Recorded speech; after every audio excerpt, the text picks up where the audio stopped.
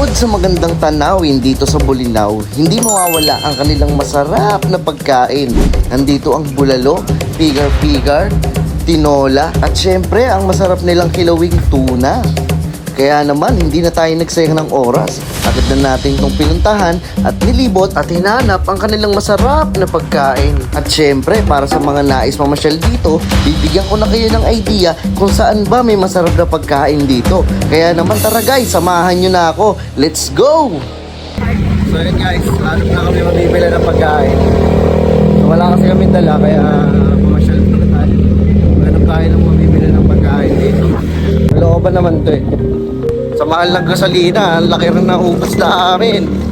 So ayun lang guys, update ko kayo mamaya pag nakakita na kami na mabibilan. Let's go! Okay guys, so tingnan nyo, para tayo na sa Siargao. Ganda oh. Kulang na lang dito guys, yung mga nag-skateboard oh, dito oh. Diba ganun oh. Si te quieres divertir. Ganda dito, Timo. Grabe oh. Ayun, pabili na kasi kami ng pagkain, nakita namin to. Kaya syempre, ito muna para sightseeing ba. Makakita mo lang tayo ng magandang ano. Walang lang talaga dito yung mga nag-skateboard para parang talaga nasa Siargao. Okay lang guys, ano? Hanap mo na kami ng pagkain. Okay, let's go. At dito na nga kami nakatagpo ng masarap na pagkain. Dito nga lang pala yan sa Alimango Pigar-Pigar Restaurant. Marami nga rin pala kayong pagpipilian ng pagkain dito. Pero ito ang mas nagustuhan namin. Ang masarap na sabaw ng bulalo at ang masarap na pigar-pigar na pinagmamalaki ng Pangasinan. Well guys, first time nga lang pala natin matikman ang pigar-pigar na to. Kaya excited tayong malaman kung gaano talagang kasarap ang pagkain na to.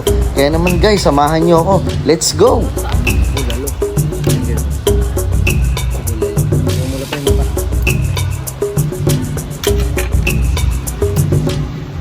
Pigar-pigar.